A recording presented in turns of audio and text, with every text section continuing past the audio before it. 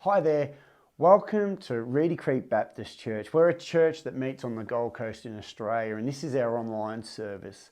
My name's Robbie and I am one of the pastors here, and it is really great that you've been able to join with us today. Well, this is week one of our new online format, and no doubt that if you tuned in this morning at the normal time of 9 a.m. to watch this service, well, you would have realised that you were there on your own, because we weren't there. But we're here now, it's a few hours later, and this will be the new normal. To everyone else that's watching this at some other time in the future, you got no idea what I'm talking about, but you will when we get to this week's message, because we're going to be recording our sermons as they are presented in our regular Sunday morning in-person services, and then editing that footage and putting it on an online service, which will then be uploaded and released a little bit later on that same Sunday afternoon. So we won't be here at 9 a.m. anymore, but have a look for us in the afternoons and you will find us. Today we've got a really special guest, Melissa Lipsep. She's the CEO of Baptist World Aid Australia, and she'll be sharing with us. But before then,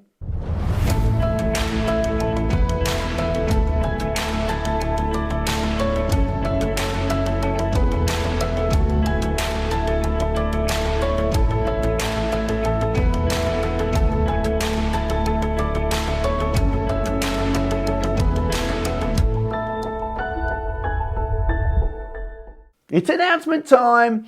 We're holding a newcomers morning tea this morning, straight after the morning service. Now, I just want to assure you, it is absolutely safe. We will not be signing any new people up for anything, no groups, no pledging, no nothing. We just think that it's really good hospitality to tell you a little bit about our church and who we are. It'll all be over in 30 minutes. It won't drag out for too long. So if you're new here and you've never been to a newcomers morning tea, or even if you're visiting today and you're still a little bit undecided about which church to call your home, you're absolutely most welcome to join us in the cafe library after church this morning. We find a fair bit of lost property lying around the church, and I just want to let you know, if you ever lose anything, the first place you need to look is at the welcome desk. That's where we're going to put all of our lost property stuff. And can I encourage you to check it, because we're probably going to empty the lost property bin, I don't know, a couple of times a year and donate it to the op shop. So go and check it out because it's piling up. Our Monday night Pilates group is growing, and I just wanted to remind you that anyone is welcome, 7 to 8 p.m. every Monday of the school term. You just got to bring your own mat, you've got to bring your own drink bottle, and you've got to bring your own $10, and then you're welcome to come. Finally, we've got these new Connect cards. These are an administrator's dream, but it only works if we use them. So this is your key to the office. If you want to get the newsletter online, well, then you need to fill this out. If you want to get emails about what the weekly youth group activities are, well, then you need to fill out the Connect card.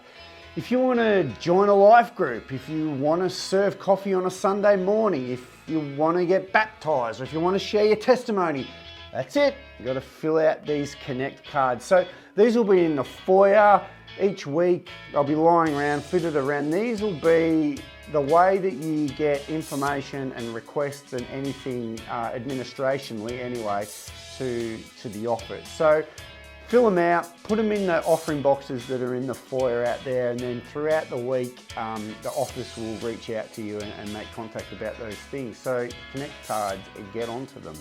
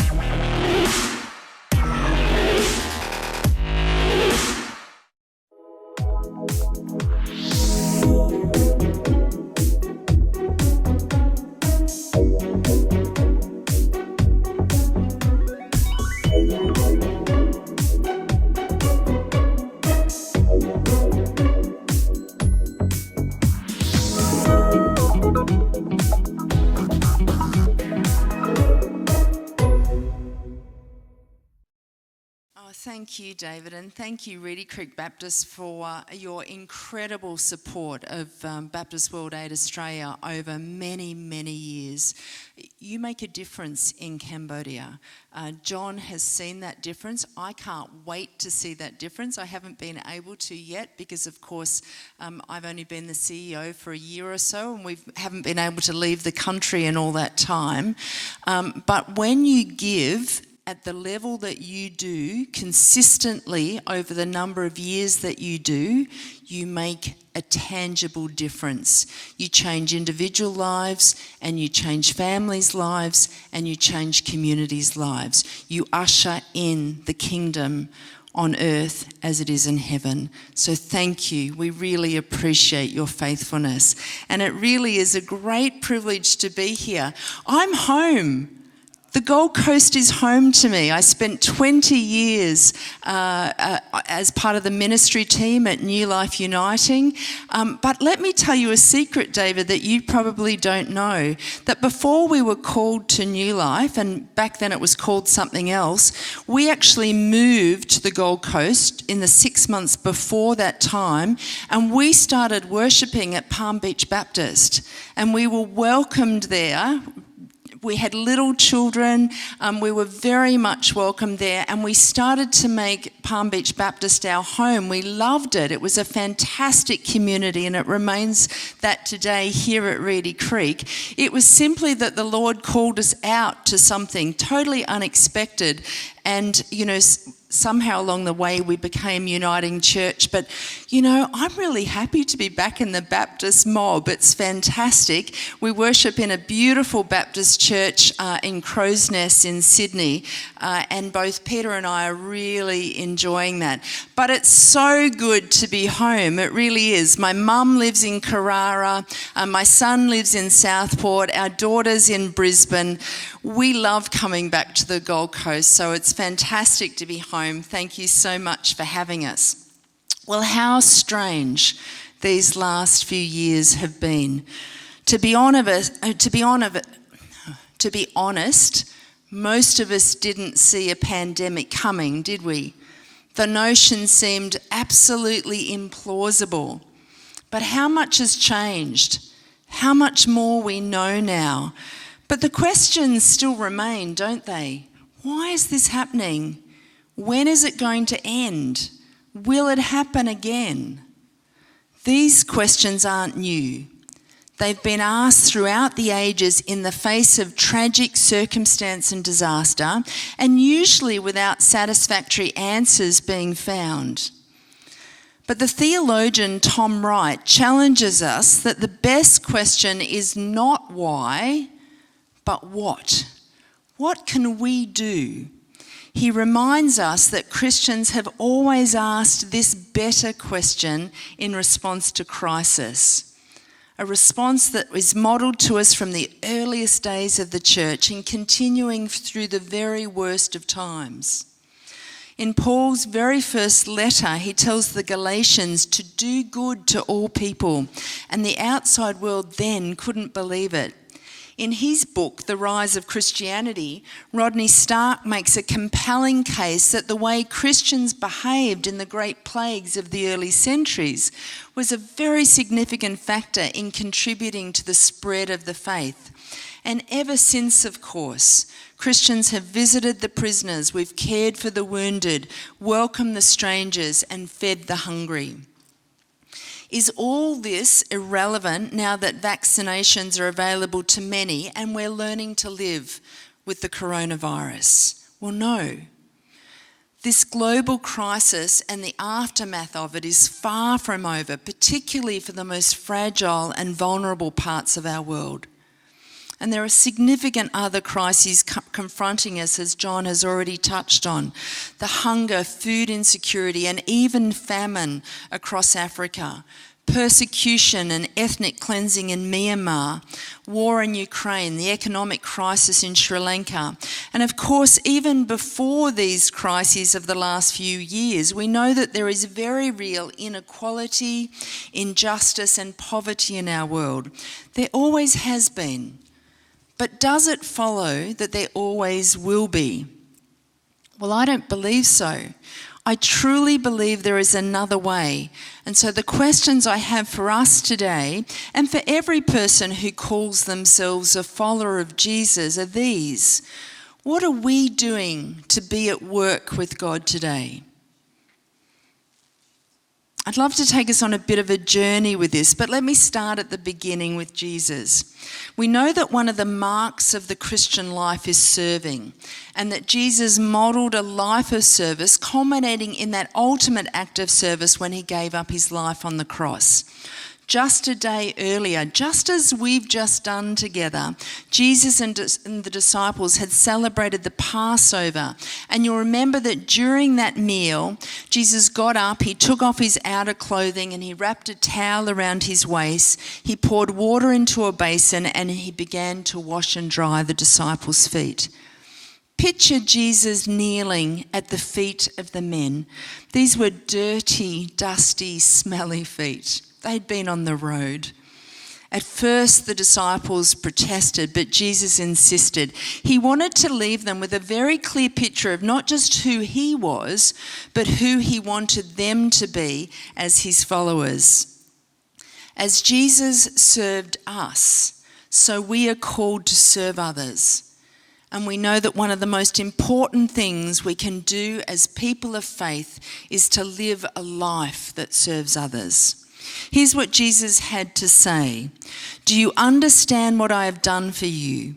You call me teacher and Lord, and rightly so, for that is what I am. Now that I, your Lord and teacher, have washed your feet, you also should wash one another's feet. I have set you an example that you should do as I have done for you. Now, when I was 21, I went forward in a tiny little chapel and I gave my life to Jesus. I knew that if I accepted him, Jesus would forgive my sins. He would take away my guilt and my shame, and he would be my friend right through my life. And eventually I knew Jesus would take me to be with him. Making the decision felt wonderful, and it was gloriously just about Jesus and me. And I imagine that many of you can identify with my experience. For me, the gospel was and still is very, very personal. But the reality is, if that's where it stops, it's not the whole gospel. In fact, in the words of Richard Stearns, a past president of World Vision International, that version of the gospel, the one where it's just about us and Jesus, is a gospel with a hole in it. He said, being a Christian requires much more than just having a personal and transforming relationship with God. It also entails a public and transforming relationship with the world. If your personal faith in Christ has no outward expression, then your faith has a hole, an awfully big hole. Let me remind you about the start of Jesus' ministry. When he identified and called his disciples, he didn't say to them, "Follow me and I'll take you to heaven." He didn't say that. What he said was, "Follow me and I will send you out to fish for people." Jesus wasn't just calling the disciples into a holy huddle. He was sending them. He wasn't just inviting them to follow him. He was asking them to join them in his work, to go out into the world and to serve people just as he did. So the gospel isn't just about Jesus and me.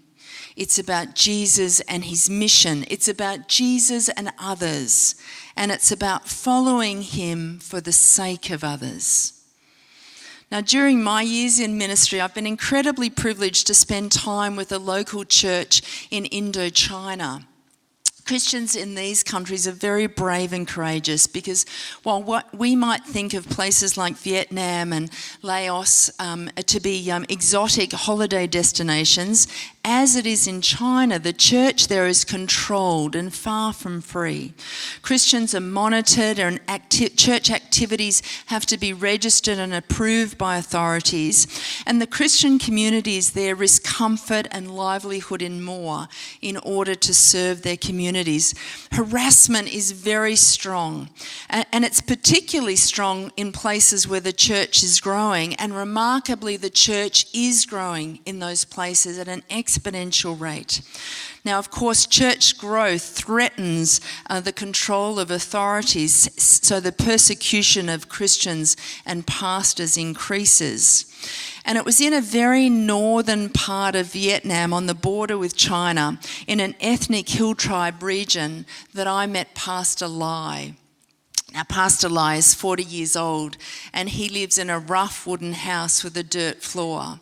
He's a subsistence rice farmer by day and a Bible translator by night, translating the scriptures from Vietnamese into his people's native Hmong language.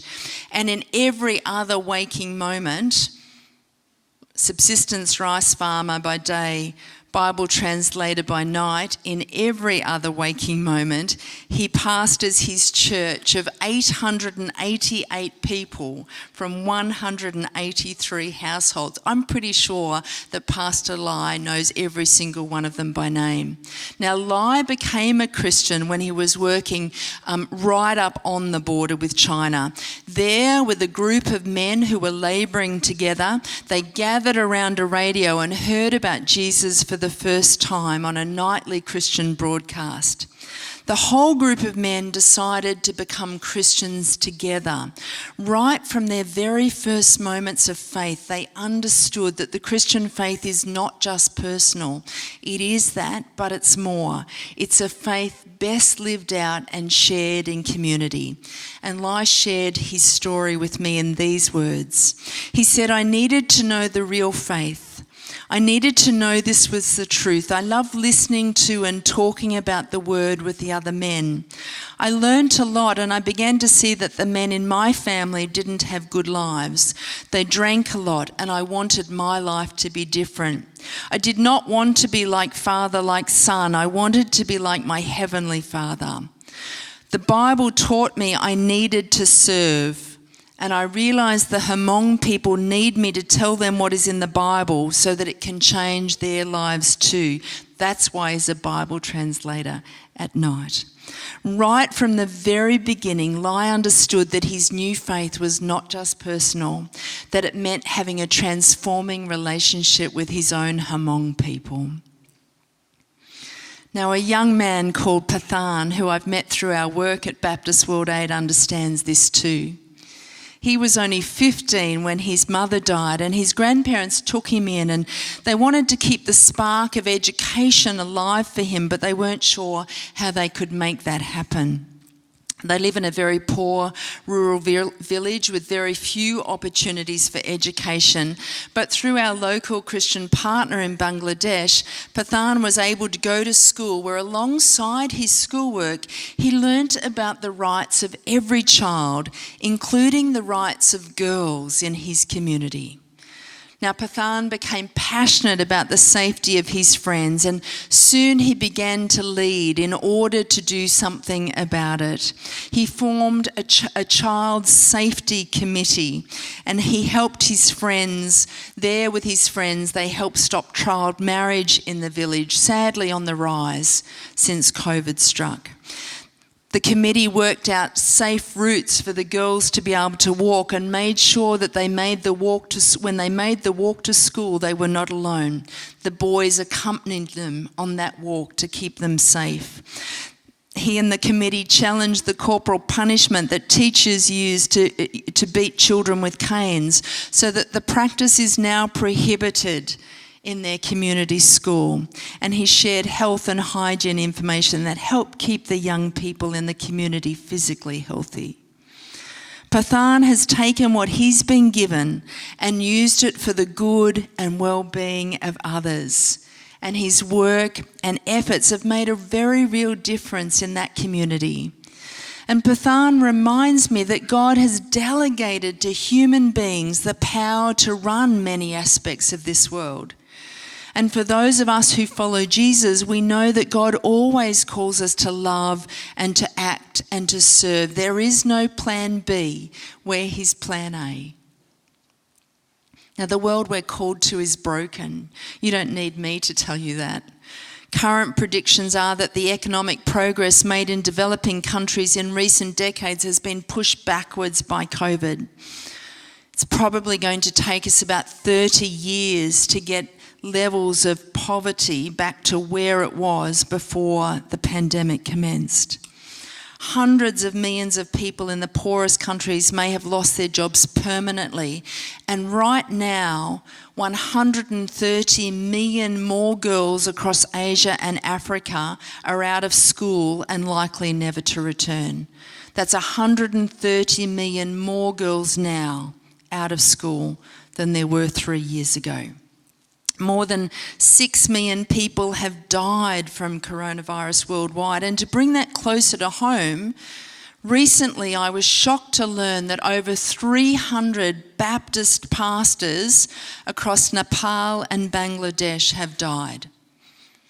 Now, the church in Nepal and Bangladesh is fledgling. 300 Baptist pastors have died there in the last 3 years. This is the world that we're a part of. Up to 1 billion people are facing acute food insecurity and even famine. And increasingly, this is in countries who would never have contemplated this as a possibility in the past. Now, we've had a tiny glimpse of food scarcity in Australia in the last few years.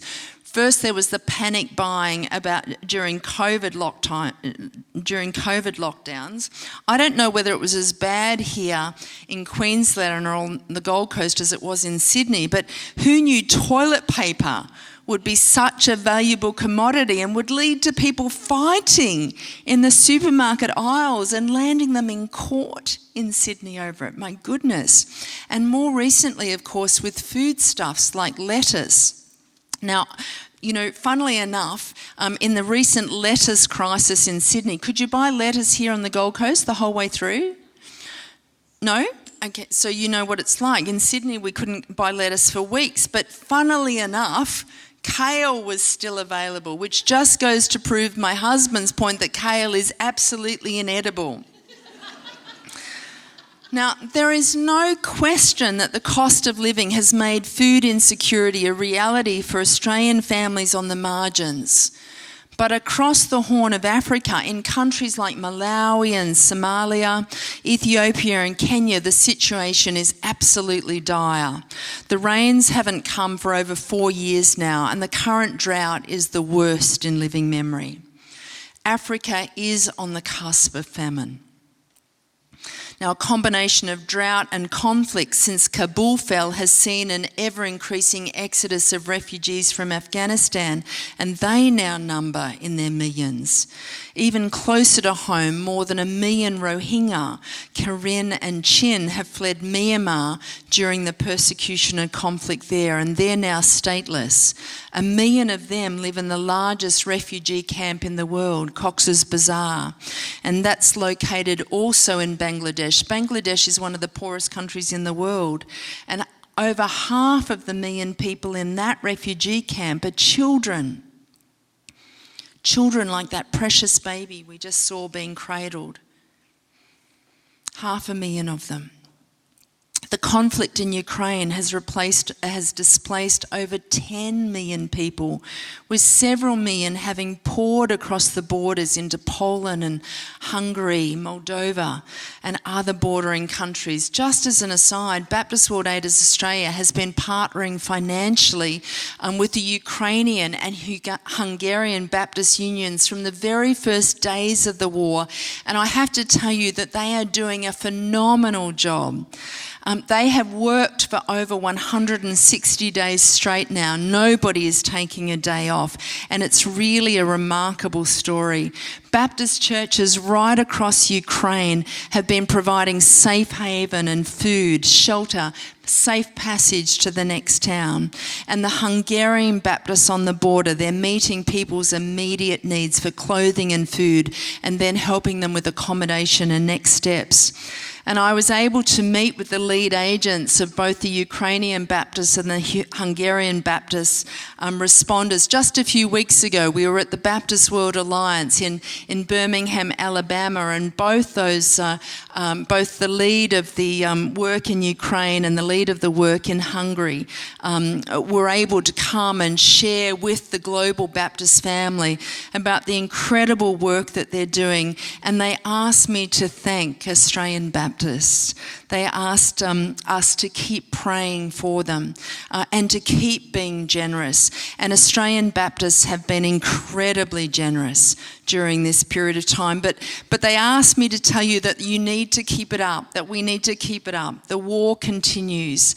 And please God, when it ends, the rebuilding will need to commence. But even now, they're building a fund to rebuild Ukrainian Baptist churches that have been damaged and destroyed in these last months. There is a long way to go for us to remain faithful to our global Baptist family in Ukraine.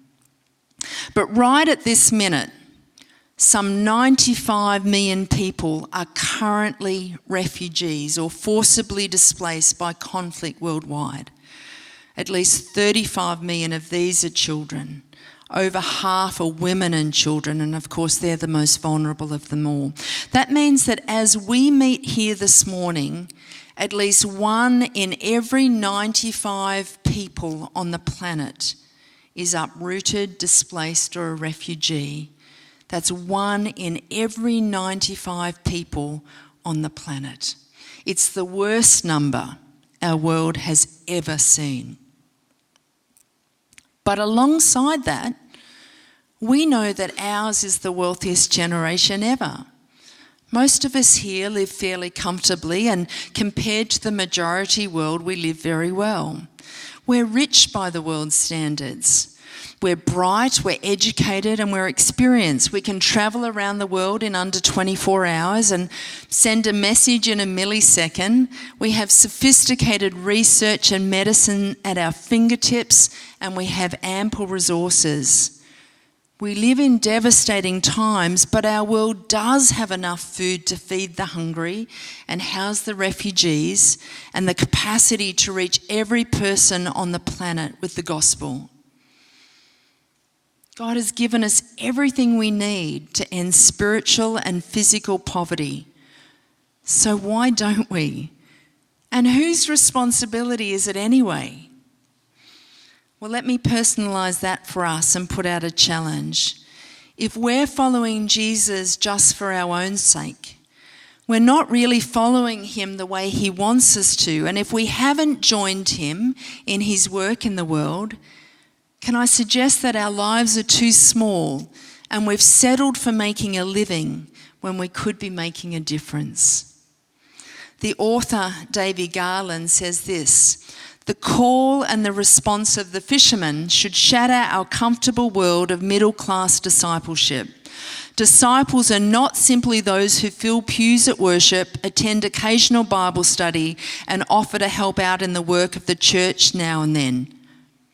When one is hooked by Jesus, one's whole life and purpose are transformed." Like it or not, God has designated the running of many aspects of his world to us. This is our privilege and our responsibility as his image bearers. But I wonder if many of us think that we don't have enough to offer. In the words of one of my heroines, Baroness Carolyn Cox, who has spent a lifetime working to change the world, she says this: "Nobody can do everything, but everybody can do something." Now, Ephesians, of course, says, "For it is by grace you have been saved through faith, and it is not from yourself, it is a gift from God, not by works, so that no one can boast. For we are God's handiwork, created in Christ Jesus to do good works, which God prepared in advance for us to do." Let's be clear. We aren't saved by good works, but we are saved for good works. And our God is a sending God. Jesus said, "Peace be with you. As the Father has sent me, I am sending you." Jesus didn't just announce that the kingdom had come, he demonstrated it. He fed the hungry, he healed the sick, he ministered to the lonely, he included the marginalised, he blessed the children, and he called people back to the Father. And he calls us to do the same. Now, I think a woman called Pacharo understands what that really means. She's a widow with 4 children, and she lacked the education that she'd always hoped for. And when her husband died, she wasn't sure how she'd support her family until she became a participant in one of Baptist World Aid livelihood projects. And soon Pacharo was growing not just enough fresh produce for her own family, but also to sell. Her family and her small business began to thrive. And before long, Pacharo was chairing the village development committee so that she could help people just like her. She wanted to make a difference for others, and Pacharo and her committee have now raised enough money to build a small health clinic, and they employ a health worker so that everybody in the community has access to healthcare when they need it. And her plans for developing the community further include bringing electricity and new educational facilities, all the while running her own small business. And, well, Pacharo is a perfect example of what can happen when we believe in what we're doing. Her faithfulness inspires and convicts me. You and I were made to make a difference. Our lives were meant to count, and the world should be a better place because of us. Each one of us has a sphere of influence. Each of us, even those of us who might be elderly or infirm, we might be unemployed, or a myriad of other difficult or limiting circumstances. It doesn't change the fact that every one of us has been called to follow Jesus and to change the world in his name. We might not believe in our own ability to make a difference, but clearly God does. Otherwise, he would have had a different plan to change his world, but we're it. And God's challenge to us as ordinary, sinful but forgiven women and men is to join him in his mission in and to the world. The simple words of John from 10:10, "I have come that you may have life and have it to the full." They give us the biblical picture of God's creative and redemptive love and his desire for fullness of life for every person, regardless of time or place, regardless of ethnicity, gender, circumstance, or any other difference. Again and again, the scriptures convey the prophetic vision for equality, justice, freedom and peace. In fact, God's very first words to humanity provide the foundation and the most profound vision for justice and equality when he said, "Let us make humankind in our image and our likeness." So God created humankind in his own image. In the image of God, he created them. Male and female, he created them. Equality, right in his first words to humanity.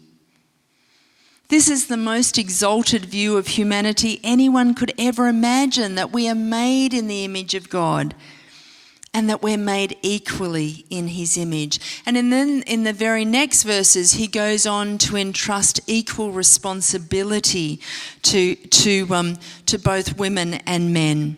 His provision is also entirely clear when God goes on to say, "I give you seed-bearing plants on the face of the earth, and every tree that has fruit with seed in it. They will be yours for food." And God saw all that he had made, and it was very good. In his image, equality, equal provision. We get a very clear picture of God's purposes early and right through Scripture, and we quickly understand the ways that humans deal with each other. There is consistent and special concern for the poor, the widow, the orphan, the marginalised, the powerless. There are 2,000 verses in Scripture about these things. How is it that the church, I don't mean this one, I mean the church, capital C, have managed to overlook those 2,000 verses for so long?